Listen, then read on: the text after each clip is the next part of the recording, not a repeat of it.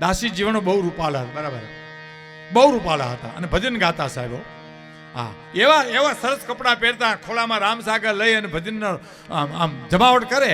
હે, એમાં કોઈક ગામડામાં કોઈક માણસ છે ને એને એમ ટકોર કરી કે ભજન ગાવાના આવા ઠઠારા ન પોહાય. એટલે દાસી જીવન કાંઈ બોલ્યા નહીં હો. બીજી વાર ઓલે માણસે કીધું ભજન ગાવાના આવા ઠઠારા ન પોહાય. ત્રીજી વાર કીધું ને તારે દાસી જીવને એટલું કીધું કે હામે બેન બેઠા છે,